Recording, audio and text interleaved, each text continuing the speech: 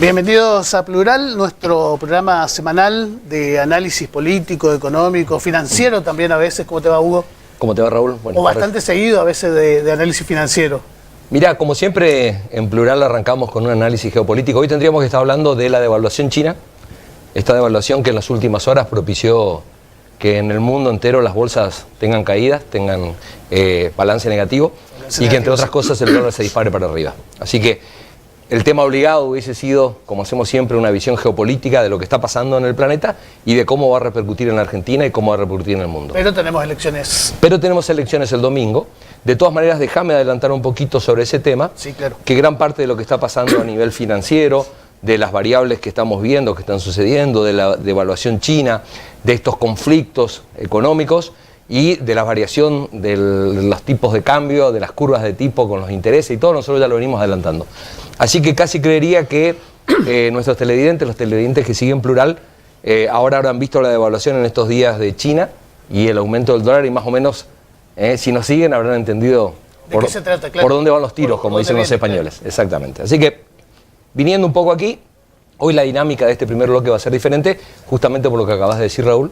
El domingo estamos eligiendo en las primarias abiertas, simultáneas y obligatorias, que se van a dar el domingo, que no tienen nada de primarias, no tienen nada de abiertas, no tienen nada de simultáneas y mucho menos de obligatorias. Pero bueno, el domingo tenemos que ir a votar, mientras hace unos meses nos decían que era nada más que una encuesta adelantada, ahora todos están pidiendo que vayamos a votar las primarias, así que bueno, esta es la política argentina. Pero quien nos está escuchando, quien nos ve a través de la televisión, tiene distintas opciones para votar el domingo, y dentro de las opciones, ¿sí?, están los candidatos. Yo siempre digo, los candidatos no son ni más ni menos que la oferta electoral que hace un partido que hace un sector. Esa es la oferta, es como la vidriera. Cuando vos pasás frente a un negocio y tenés la vidriera, no tenés toda la mercadería en la vidriera. Hay uno o dos modelitos que tienen un precio tentador como para que vos entres. La candidatura es eso. El ganchito. Es el ganchito, la oferta electoral. Entonces hay gente que piensa votar a fulano, no, yo a fulano le voy a votar, no, yo a fulano no lo voy a votar, y está ahí en la oferta electoral de acuerdo a las candidaturas. Nosotros queríamos para este primer bloque ir un poquito más allá, ir más allá de las candidaturas, que ya son conocidas por casi todos los televidentes, y hablar un poquitito de lo que está en juego. De lo que está en juego, más allá de las candidaturas, de lo que subyace, de lo que está en el local adentro, más allá de la vidriera, de lo que está guardado en las estanterías. Debajo del mostrador también. Exacto, y que para mí, por lo menos para mí, desde mi punto de vista, es fundamental, es prioritario, ¿no? Así que vamos a hablar un poquitito de dos modelos que se vienen encontrando desde hace mucho en la República Argentina. Esta no es una cuestión de ahora, es una cuestión que se viene repitiendo desde la década del 30, este conflicto entre dos modelos que tienen claras definiciones de un lado y del otro, y que ahora más que nunca, producto de esta grieta, producto de este conflicto de la sociedad, ya no solamente un conflicto político, sino de la sociedad, para mí vale la pena volver a ponerlo aquí arriba de la mesa y explicarlo. Y ver de qué se trata cada uno. Ver de qué se trata. Primero, para denunciarlo y para decírselo a la gente que nos ve siempre, cuando hablamos de dos modelos, siempre estamos hablando dentro de la economía de mercado. Siempre estamos hablando dentro del capitalismo. Si yo te... Ya no podemos salir de ahí. Claro, no. El producto de la grieta. Claro. Si nosotros tuviésemos que hablar de dos modelos enfrentados en estas elecciones, tendríamos que hablar del modelo liberal, que es el que está llevando adelante Esper y compañía, con Milei, etcétera, etcétera.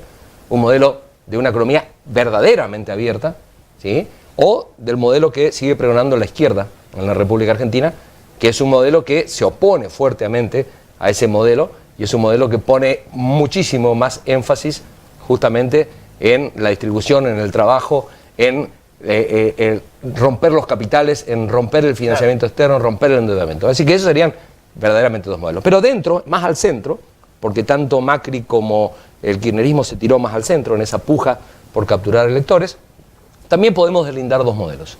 Un modelo más nacional y popular, que ya vamos a estar diciendo cuáles son las principales características, y un modelo que algunos catalogan como neoliberal, aunque para los neoliberales es casi un insulto decir que lo que está haciendo Macri es neoliberalismo. Claro. Pero tiene definiciones claramente de modelo neoliberal. Así que, si te parece, podemos arrancar.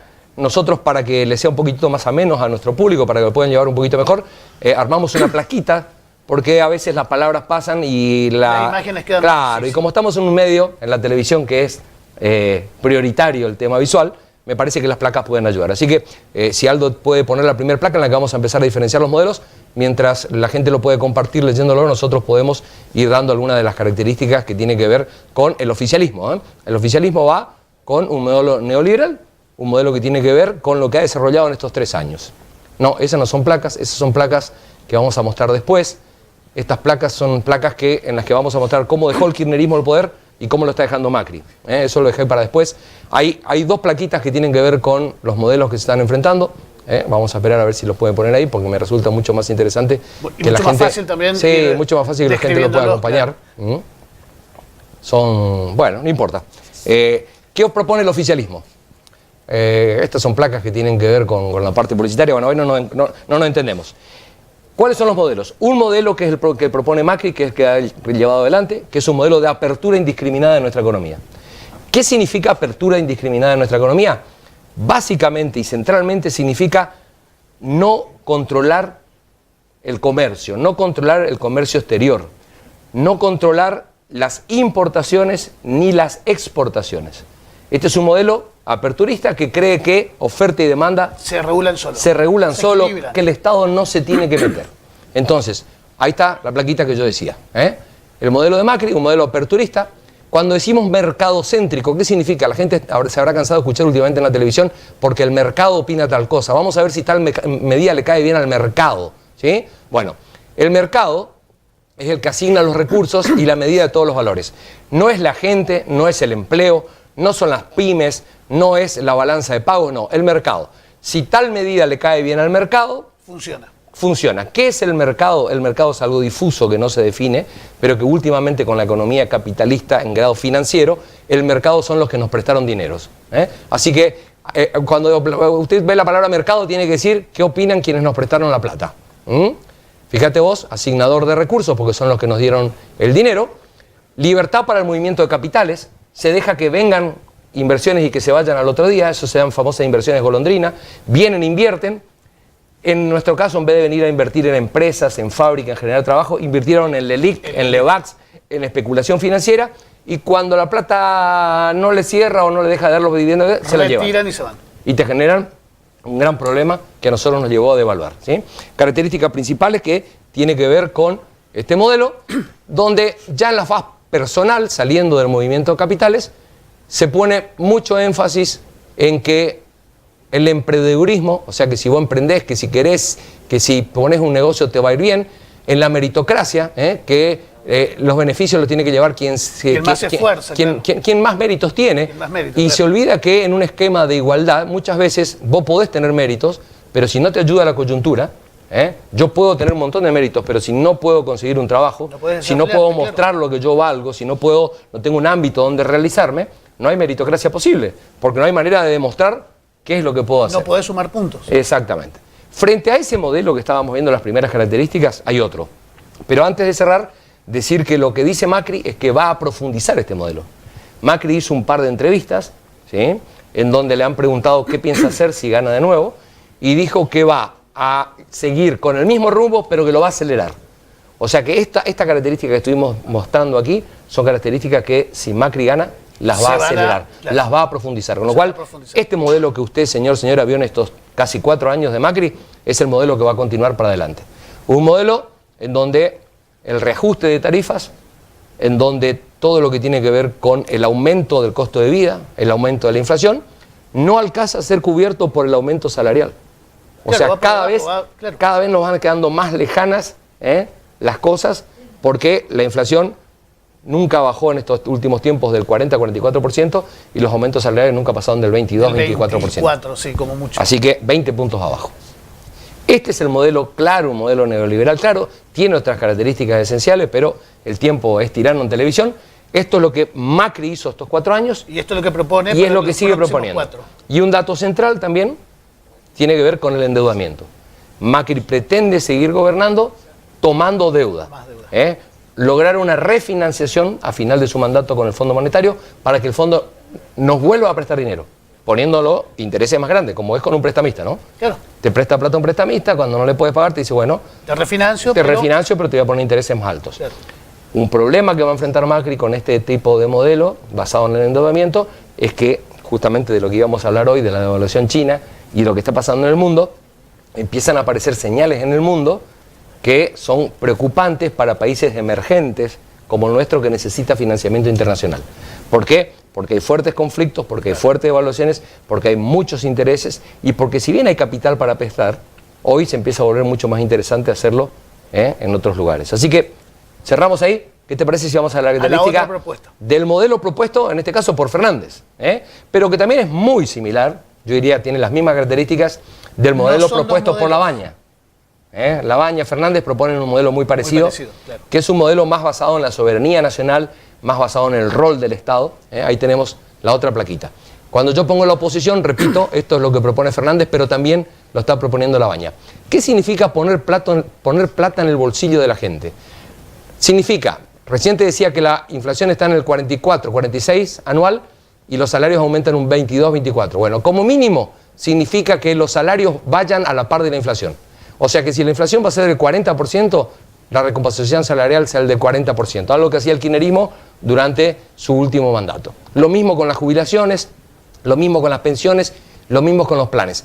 ¿Para qué poner más plata en el bolsillo de la gente? Para que la gente, si tiene un excedente, pueda salir a gastar. Claro, si la gente sale a gastar, se estimula la demanda interna. Cuando vos gastás, haces que el negocio que te está vendiendo necesite poner un trabajador más porque no da abasto para atender a la gente, entonces se recuperan puestos de trabajo y entonces empieza a haber una mejora progresiva en la distribución de los ingresos, ¿sí? Pero siempre el Estado como regulador. Claro. A diferencia del otro modelo donde el Estado se retira y deja que oferta y demanda de alguna manera se regulen, acá es el Estado el que decide dónde va a inyectar dineros. Desde ahí hay que entender cuando Fernández dice que los intereses que se le están pagando a la LELIQ, si él es presidente, esa plata que se está yendo a los intereses de la LELIQ, la va a sacar de acá y la va a poner al servicio de una recomposición salarial. O sea, el Estado regulando, diciendo dónde quiere invertir y dónde no quiere invertir. Mientras que en el modelo neoliberal, el modelo de Macri, el Estado está ausente, el Estado no se tiene que meter, eso tiene que arreglarse entre privados, ¿sí? En el campo de lo que ellos denominan el mercado, ¿sí? Lo que sí quiero resaltar es que si bien este otro modelo que yo estoy diciendo, nacional y popular, estas consignas que tienen que ver con la soberanía, que tienen que ver con generar recursos propios, hemos tomado deuda pero no podemos vivir toda la vida de deuda, tenemos que generar ahorro, tenemos que generar crecimiento interno en la República Argentina, es un modelo que claramente para la gente que le interese, nosotros lo hemos dicho varias veces aquí en nuestro programa, es un modelo que estuvo centrado durante mucho tiempo en el Plan Fénix, en Aldo Ferrer, el economista Aldo Ferrer, que murió hace poco tiempo, que hablaba de vivir con lo nuestro. Cuando hablaba de vivir con lo nuestro no hablaba de encerrarnos al mundo, ser una isla como Cuba, no. Hablaba de negociar con el mundo, pero en vez de atraer inversiones, como dice el modelo neoliberal, hacer que las inversiones que vengan se asocien con las inversiones locales. Claro. No que vengan a invertir donde quieran a especular, sino que vengan a invertir en los lugares donde el Estado le dice que necesita inversión. El Estado necesita, claro. Fundamentalmente en lugares donde la inversión de tecnología, la inversión de conocimientos, hace que el valor agregado de lo que produce Argentina crezca y crezca el ahorro, crezcan los excedentes, ¿sí? Así que ese modelo, a grandes rasgos, es el que propone Fernández, es el que propone también Labaña, es el modelo que se llevó adelante durante el kirchnerismo, con algunas excepciones que yo quiero resaltar, porque mucha gente me dirá, pero si ese modelo que usted dice nacional y popular escalada ya se llevó adelante con el kirchnerismo, ¿por qué no tuvo el éxito que pretendíamos que tenga? Ya vamos a ver, ahora cuando hagamos un correlato en cifras, no en opinión, de qué dejó el gobierno nacional y popular de Néstor y Cristina y qué deja Macri, vas a ver que si bien el modelo nacional y popular no fue sumamente exitoso, tuvo muchísimo más éxito que este. Ahora, ¿qué es lo que quiero dejar en claro? Que no alcanza con redistribuir ingresos, que no alcanza con el rol del Estado redistribuyendo ingresos, que tiene que haber un compromiso mucho más fuerte porque también durante el último periodo de Cristina Kirchner... El compromiso de parte del gobierno. Exactamente. También durante el último gobierno de Cristina Kirchner, llevando y aplicando un modelo como el que yo te estoy contando, creció la pobreza, creció la indigencia, crecieron los excluidos. O sea que no alcanza simplemente con poner plata en planes, con poner plata en el bolsillo de la gente, sino que hay que ponerla de una manera organizada, de una manera en donde el Estado tenga y regule esa inversión para qué, cómo, dónde y cuándo. Así que esto hacer... Para que la maquinaria funcione, claro. Exactamente, hacer bien claramente la diferenciación. Ya que estamos hablando de estos dos modelos en pugna, a grandes rasgos, ¿por qué no vemos algunas plaquitas que son interesantes? Porque son placas que le va a mostrar a usted claramente el correlato de los dos modelos. Porque usted nos ve a nosotros, ve otros programas, escucha radio, y lo que está escuchando todos los días son opiniones. ¿Qué opina Raúl? ¿Qué opina Hugo Escalada? ¿Qué opina fulano, mengano? ¿Qué opinan en tal canal o en cuál canal? Ahora, cuando uno pone los datos contundentes, claro. Los datos, le dejamos a usted que está del otro lado, que usted saque sus propias conclusiones. Y estos datos que vamos a estar compartiendo con usted ahora son datos del Instituto Nacional de Estadísticas y Censo, que a partir de que Macri llegó al poder, cambió a la gente que lo estaba conduciendo, y por lo menos, de acuerdo a lo que dice el gobierno en este momento, ese instituto está saneado y las cifras son absolutamente creíbles. Es una de las cosas que Macri pone en el balance como positivo, haber saneado el Instituto Nacional de Estadísticas y Censo. Entonces, nosotros, ¿qué hicimos? En base a esas cifras dadas por el INDEC de Macri, vamos a poner acá en pantalla y la gente va a poder ver qué pasó a finales del gobierno de Cristina Kirchner cuando le iba a entregar el poder a Macri, y qué está pasando ahora cuando Macri tendrá que entregar el poder a otro presidente electo o a él mismo si ganan las elecciones. 4 años después. Datos contra datos. Ahí está. Vamos con la inflación, que es un tema de los temas más preocupantes para cualquier argentino, porque es un flagelo que van pasando décadas y lo seguimos teniendo. El gobierno de Cristina Kirchner entrega el poder con un 27% de inflación anual. ¿Sí? No estoy hablando de la inflación medida por el INDEC, que era cuestionado de Moreno en esa época, sino por el INDEC actual. Esa inflación, el 27%, era la inflación Congreso. Claro. ¿Te acordás que se medía desde el Congreso Nacional? Claro. Sí. Bueno, 27% entrega Cristina Kirchner y la inflación anual, el gobierno la ha llevado a 56%. Como verás, estamos hablando casi del doble. Vamos al tema pobreza, que es otro tema que se ha vuelto un flagelo en la República Argentina. Como yo te decía anteriormente, en el gobierno del kirchnerismo también hubo pobreza, pero la entregaron con un 30% de pobres y ahora Macri está oscilando el 34%, 4% más. Acá en el dólar se nota claramente la fuerte devaluación que ha habido en la República Argentina. El dólar, cuando Macri asume, estaba a 15 pesos, estoy hablando del blue, no del dólar oficial que estaba a 9 pesos y que la gente cuestionaba porque no lo podía comprar. Exactamente, estoy hablando del dólar. El dólar que te vendían los arbolitos en la calle estaba a 15. Fíjate, ahora el dólar está 46,60, creo que estaba hoy, que cerró hoy. Fíjate la diferencia. Estamos también casi en el triple. Las tasas de interés, que son las tasas que manejan los bancos, que se manejan en los plazos fijos, pero que también se manejan las tasas interbancarias y las que maneja el Banco Central al pagar las LELIQs. Estaba en 30 puntos al final del mandato de Cristina Kirchner y ahora está en 60 puntos. El doble. Quiero decir que estas tasas de interés del 60%, esto que están viendo ustedes a la derecha, en amarillo, una tasa de interés del 60% es una tasa inédita en el mundo. No hay otro lugar en el mundo que tenga tasas de interés tan altas. Esto es importante porque complota contra la recuperación de la economía, porque la gente, en vez de poner la plata en un empleo, en tomar trabajadores, en invertir, la pone en el banco o la pone en la especulación financiera, ¿sí? Exactamente. Pasamos a la próxima placa. Ahí tenemos, desempleo, otro tema que es fundamental. El kirchnerismo entrega el poder en el 2015 con un 7% de desempleo. Ese desempleo hoy está alrededor del 10%, se ha ampliado en más de 3 puntos. Vamos a la cantidad de empresas. 568.700 empresas censadas había en la República Argentina para el final del kirchnerismo. 545.600 hay hoy. Más de 23... 25, casi 25.000 empresas, 25.000 empresas cerradas en estos 3 años de gobierno de Macri. Salario mínimo. Cuando el kirchnerismo entrega el poder, el salario mínimo en la República Argentina era el más alto de Sudamérica. Un trabajador ganaba 580 pesos en dólares. Hoy el salario mínimo está en 279 dólares. Fíjate vos cómo claramente se ha deteriorado el salario mínimo. Eso obviamente ha generado que la gente hoy no alcance ni siquiera, en muchos otros casos, a cubrir la canasta básica. Claro, sí. Eso ha generado que aumente la indigencia, que aumente los índices de pobreza. A menor poder adquisitivo, al deteriorarse el salario, empiezan a aparecer automáticamente los índices mayores de pobreza y de indigencia. Claro. ¿Seguimos? Sí. No, decía, esos son números contundentes, incuestionables. Estos son números contundentes, la gente los puede sacar su propio análisis, esto claro. se ha sacado del INDEC. Tenemos unas plaquitas más. Fíjate vos, vamos a sector producción, porque no me quería quedar nada más que con datos macroeconómicos. Estábamos hablando de inflación, estábamos hablando de desempleo, estábamos hablando de pobreza. Bueno. Ahora vamos un poquito a la producción, que es muy importante en la República Argentina. Y vamos a ver dos tipos de producción, Raúl. La producción de arriba, yo elegí dos datos, pero hay muchos más datos para elegir. La producción de arriba es producción de autos, o sea que es producción industrial. Y la producción de abajo, la de leche, es una producción primaria, ¿sí? Tenemos los dos sectores, el sector industrial y el sector primario. Los dos sectores se vinieron para atrás.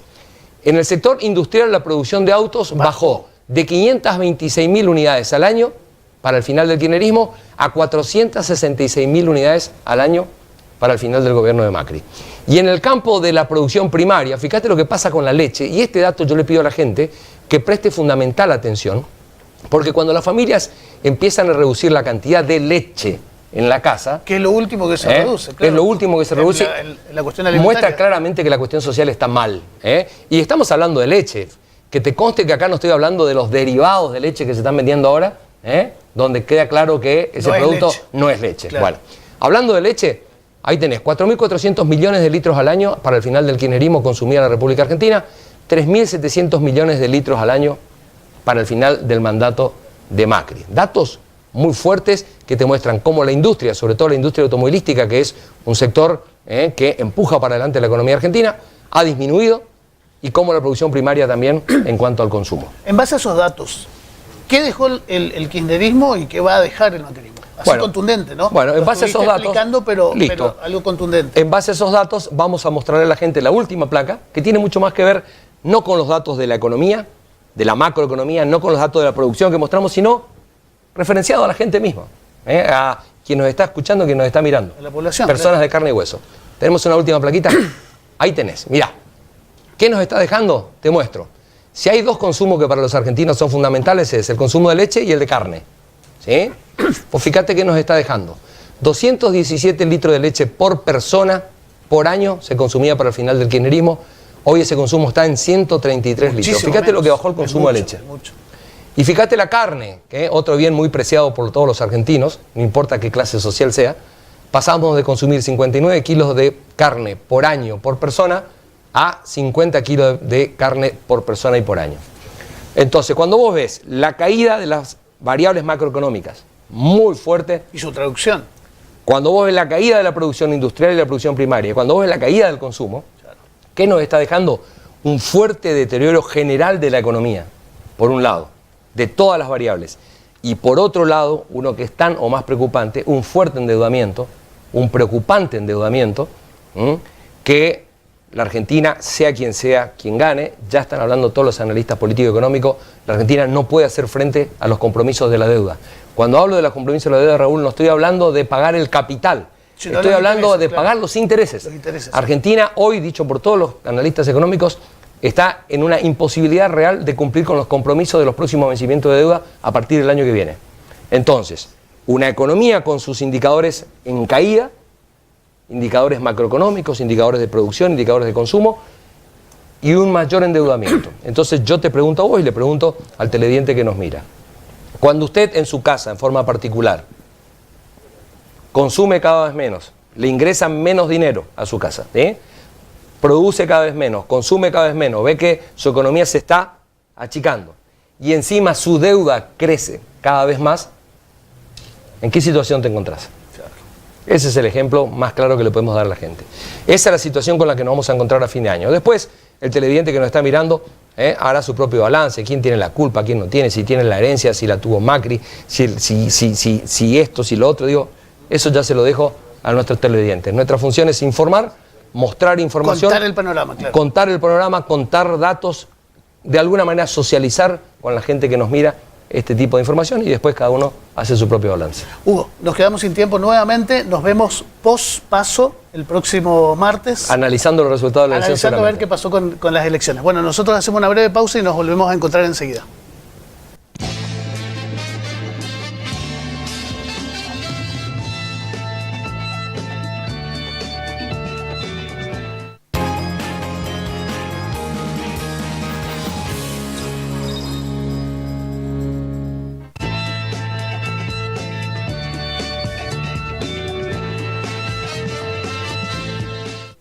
Segundo bloque de Plural, este bloque con César Pesini. ¿Cómo te va, César? ¿Cómo le va? ¿Cómo está usted? Muy bien, bienvenido a la mesa. En la previa, en la previa de las elecciones, digo, ¿no? Previa de las elecciones. Exactamente. Estaba pensando todavía en los números que dejó Hugo Escalada de los dos modelos que están en pugna para este fin de semana, lo que deja uno y lo que dejó uno hace 4 años y lo que deja el oficialismo nacional ahora en estas 3 años y medio, ya casi 4 de gestión, sí. Realmente impactante, ¿no? Todos los números contundente, impactante, claro. Objetivo, y que dan una dimensión real para Doña Rosa, para aquella gente que nos está mirando, de cómo está realmente el país hoy, ¿no?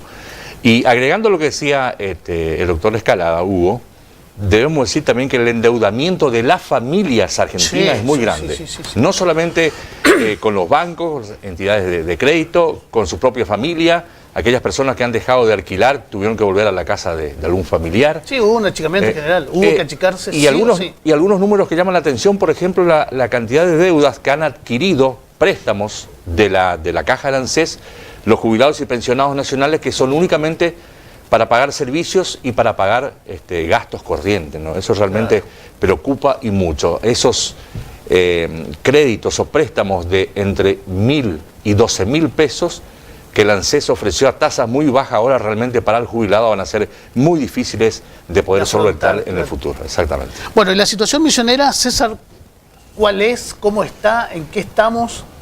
Así es. Bueno, la situación económica, dicho por el propio ministro de Hacienda de la provincia, el contador Zafrán, bueno, marca una contundencia en cuanto a los números por el hecho de que Misiones ha ordenado su economía, no solamente por la renegociación de la deuda pública con el Estado Nacional, recordemos que Misiones no tiene créditos internacionales, sino por sobre todas las cosas de cómo se maneja internamente la renovación aquí en la provincia de Misiones y el gobierno provincial en este caso. Voy a dar algunos ejemplos nada más. Hace pocos días el gobernador Pasalacqua anunció la prórroga del programa Ahora Misiones, un programa que incentiva el consumo que ha sido muy beneficioso aquí en nuestra sociedad misionera. Por ejemplo, los programas Ahora Misiones, Ahora Góndola, Ahora Turismo, Ahora Pymes y Ahora Pan han sido prorrogados hasta el 31 de diciembre.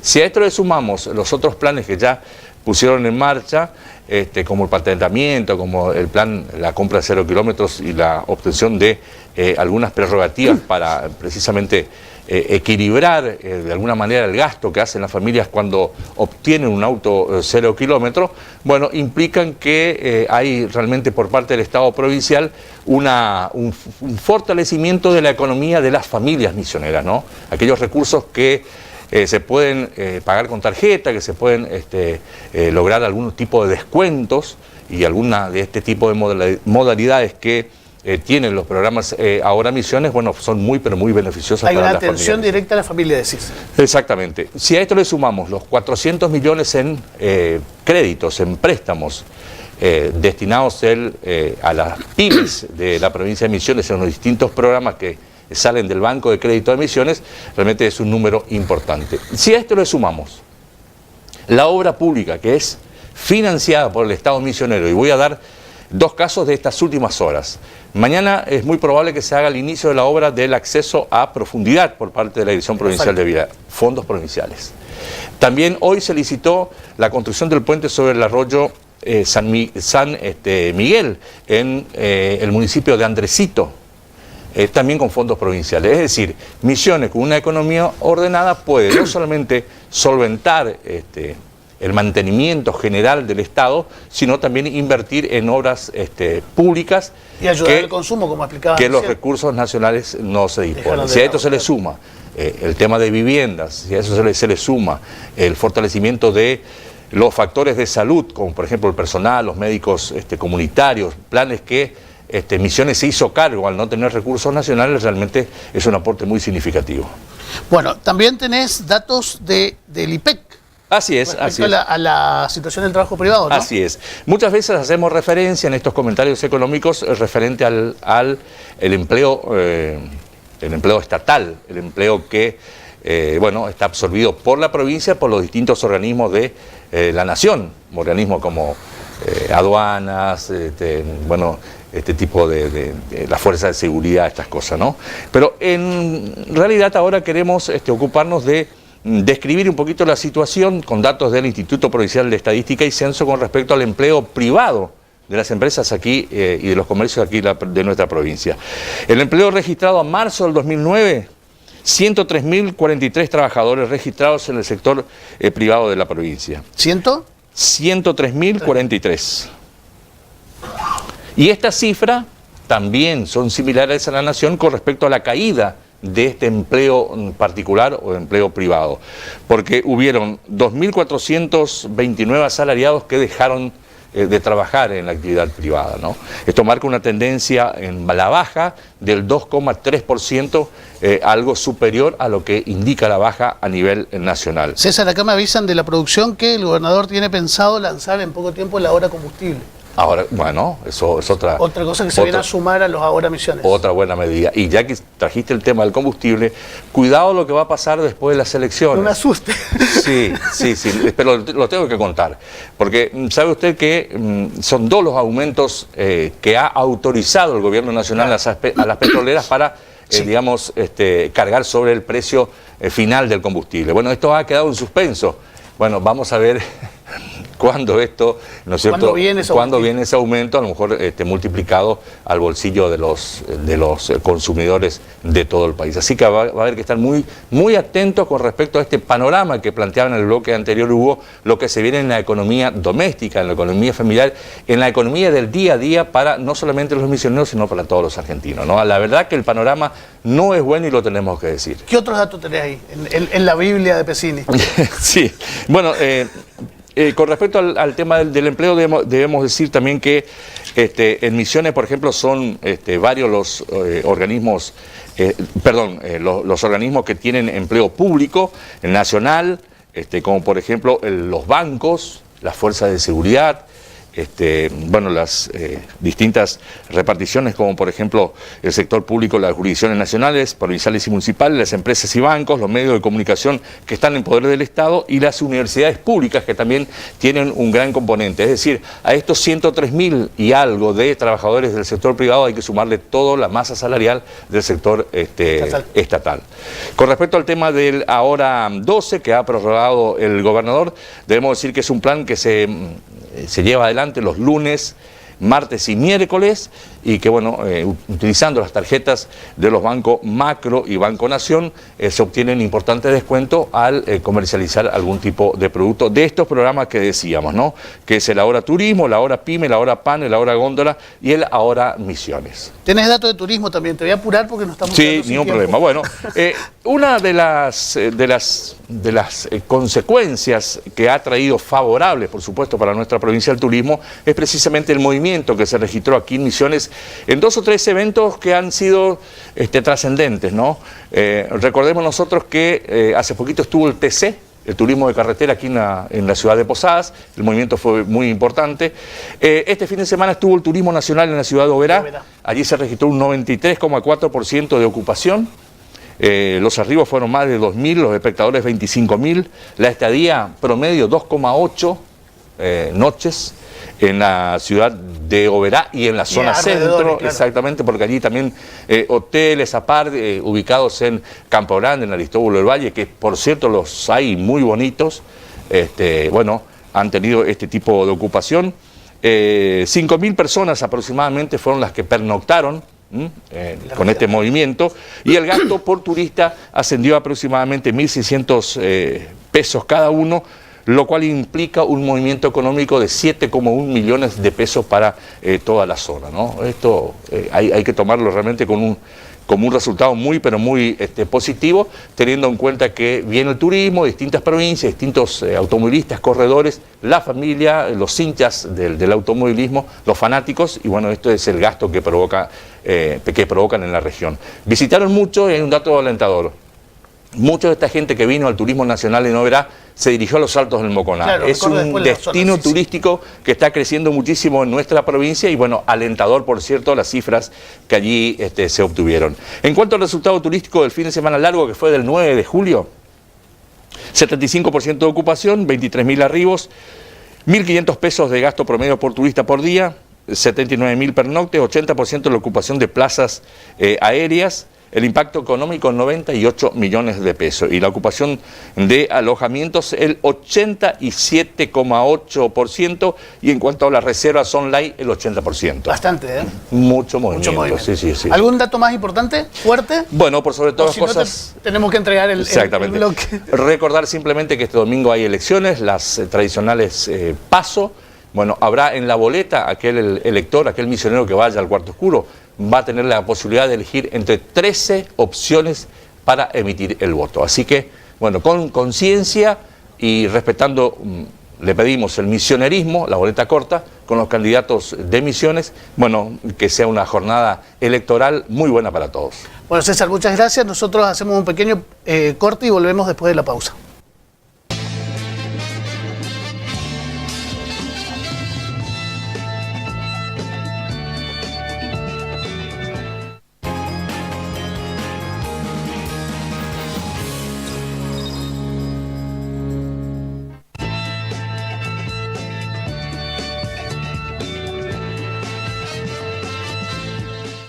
Bueno, tercer bloque de Plural. Estamos en este segmento con dos invitados, Carlitos Valenzuela, Carlos Donofrio, bienvenido a la mesa. ¿Qué tal? Para Gracias. hablar un poquito de la cuestión política provincial, Pato.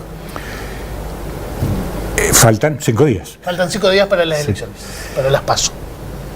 Siempre, para hacer un análisis de lo que está en juego, hay que empezar, como empieza el doctor Escalada, por la economía, ¿no? Entonces, yo tomo lo que dice Escalada para centrar en lo siguiente.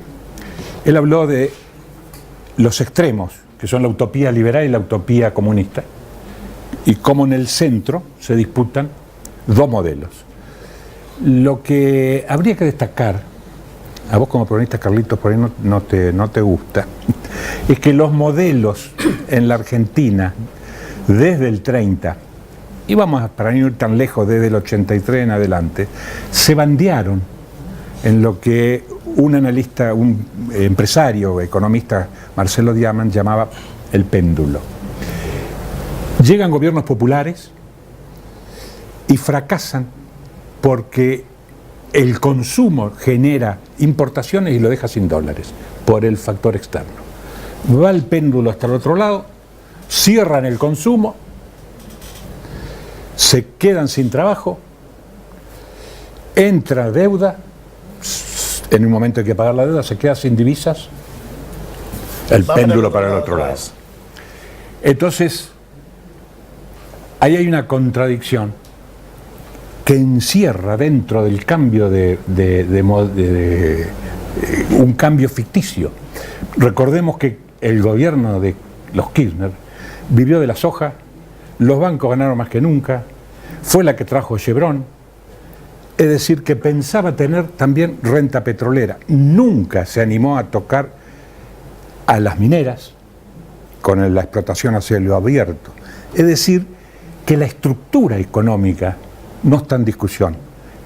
En eso no hay dos modelos en pugna. Donde está en pugna, sí, el modelo es uno. Lo que está en pugna es la distribución. Este modelo, cuando llega acá, como genera consumo, subsidia la luz, subsidia la nafta, promueve el crédito barato y le da ingresos a la gente. ¿Y el otro modelo? El otro modelo distribuye y concentra el ingreso en las empresas que dolarizan los servicios que tienen costos en pesos, le dejan al sector financiero que entre y que salga sin ningún control. Entonces, es un momento histórico y aquí viene una encuadre para la boleta corta de Misiones, que podría estar poniendo la contradicción no en la distribución de uno y otro lado, sino en la contradicción nación-provincias. Claro. Pero antes de seguir adelante y darte la palabra, porque monopolicé como un buen macrista la palabra, tenemos un disparador que vos me lo indicaste, que es el de el video de Hugo Pasalaco. El video de Hugo Pasalaco, exactamente. ¿Podemos verlo? Los misioneros y misioneras tomamos hace unos años una decisión histórica de ir hacia un proyecto misionarista, nuestro, que nadie nos diga afuera lo que tenemos que hacer o dejar de hacer. Y la forma efectiva de que eso ocurra, de que nosotros tengamos las riendas del destino en manos nuestras, es a través del voto. Estamos yendo al día del comicio de las PASO y después de octubre, con la llamada boleta corta, que es solamente la categoría de diputado nacional. Meté los 4 diputaditos de la renovación que no te vas a equivocar. A nivel nacional, hacé lo que te plazca, pero con total desestrés. No hay voto equivocado a nivel nacional. Cualquier voto es el correcto para vos. Metele, sin dejar de poner el pie bien fuerte de los misioneros. Acá en este video hay un mensaje del gobernador que en las redes sociales pasó el análisis por otro lado. Cuando el gobernador dice diputaditos, se centraron en eso. Bueno, yo me quedaría con lo central, que es el sentido de la boleta corta. Ahora, ¿por qué dice diputaditos? Y bueno, habría que hacer un análisis del lenguaje. Diputadito puede ser porque lo máximo que puede tener Misiones, si la renovación consagra a los 4 diputados, es un bloque de 6. Es un bloquecito que va a tener voz en el Congreso y que si actúa en interbloque con otras provincias puede llegar a tener potencia. Sí, yo, coincidiendo en esa parte, saldría del análisis semántico y diría que en el tema de boleta corta, boleta larga, y para hacer, con lo escaso del tiempo que tenemos, yo creo que hay un marco estratégico y en consecuencia de ese marco estratégico, distintas tácticas ante diversos escenarios que se van presentando. El poder gobernante en la provincia, la fuerza política que gobierna la provincia, tiene un marco estratégico que viene desarrollando desde hace muchos años, que fue avalada, que es termina con el gran eslogan del misionerismo, pero que fue avalada por 500.000 misioneros. Es decir, muchos menos quedaron afuera de lo que avalaban, 500.000 misioneros. Entonces, en ese marco estratégico, la fuerza política gobernante toma una decisión en representación de los misioneros y elige una táctica electoral, que es llevar una representación con fuerza del misionerismo, pero eso no se contradice para nada con la decisión que tiene que tomar el ciudadano por decisión propia, no porque una fuerza política le impulsa, de cuál es el marco electoral nacional, cuál es la fuerza política que tiene que elegir. Ahí hay dos cosas, digamos. Por un lado, no hay un dedo que te indique a quién votar. Es decir, surge cuál es tu análisis, si te va la ladera o el televisor, la opinión, el péndulo, lo que sea. Vos, en definitiva, el voto, desde mi punto de vista, no son contradictorios la decisión política que toma la fuerza que gobierna la provincia con la decisión que vaya a tomar el misionero, porque es un voto en defensa propia. La provincia, en representación del electorado del 2 de junio, toma una decisión, una táctica electoral en defensa propia de esos intereses para fortalecer su núcleo de diputados nacionales, porque se tienen que tomar decisiones en un momento trascendente de la nación y necesita esa fuerza electoral. El ciudadano, con su votito que vale tanto, el voto mío, de Pedrito, de Juan, como del gobernador, vale uno al momento de entrar a la urna, también va a votar en defensa propia, de sus propios intereses. ¿Cuál es el interés del ciudadano? el poder educar a sus hijos, el poder darle salud a sus hijos, el poder llenar la ladera, el poder vivir, el poder tener un marco de felicidad. Y va a votar en defensa propia. Algunos, seguramente en defensa propia, también le van a votar al actual presidente.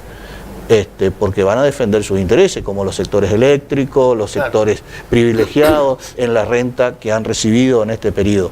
Ahora, son menos, me parece, que los perjudicados en este largo camino de 4 años, y bueno, eso es lo que creo que se va a dar en esta oportunidad. Por eso creo que no es contradictorio. Hay algunos que están ofendidos porque dicen que la boleta corta es una decisión que no toma partido. No, al contrario, es una decisión con fortaleza.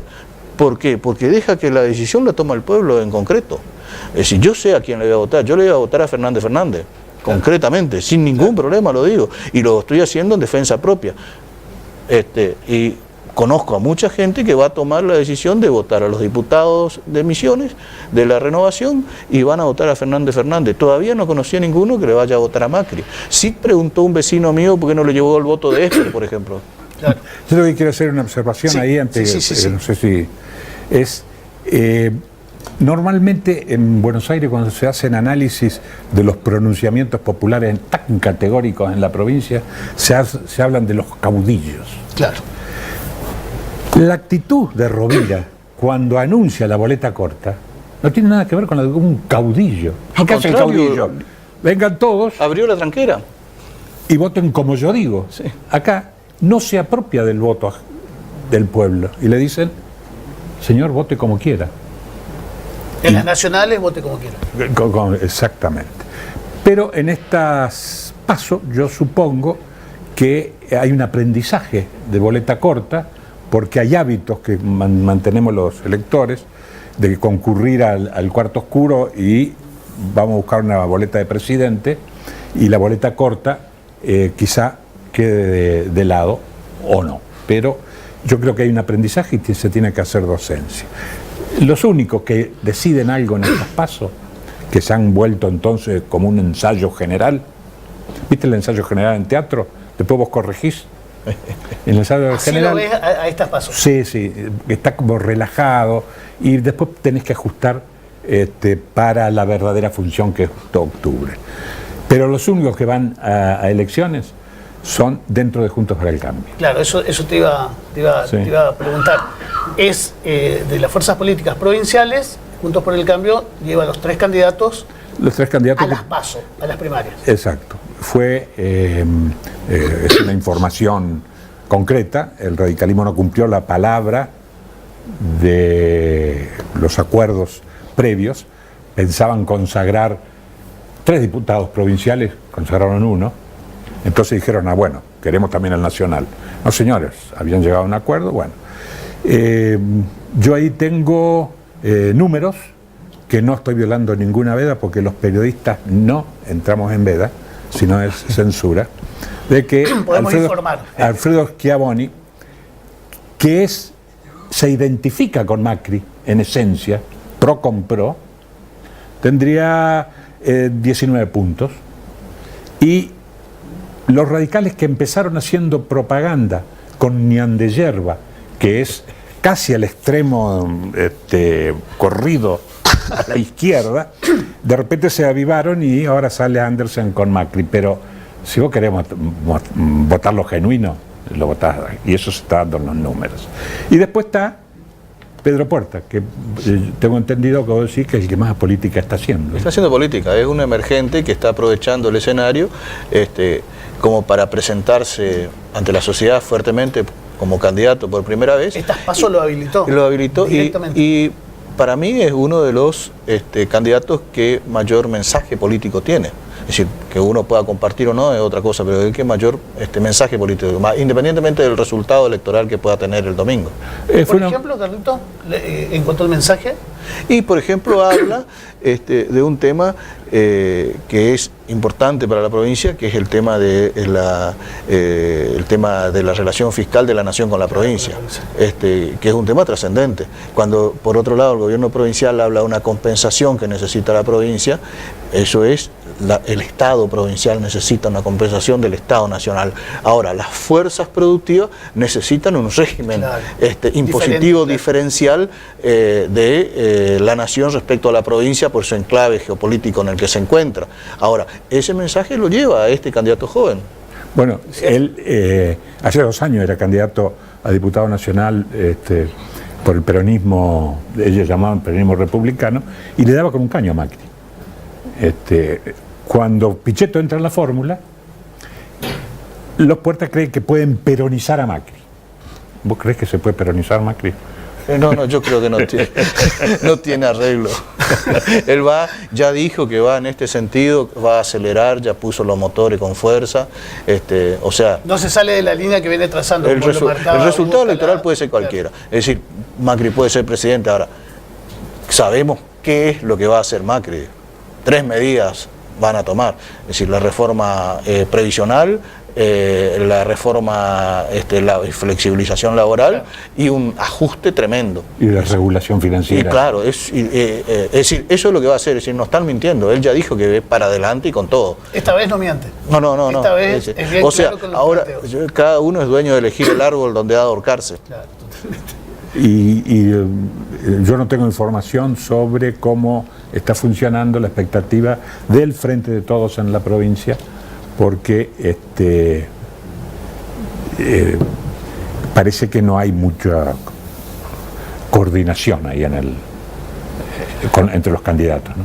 Sí, están moviéndose solos. Están moviéndose solos, sí.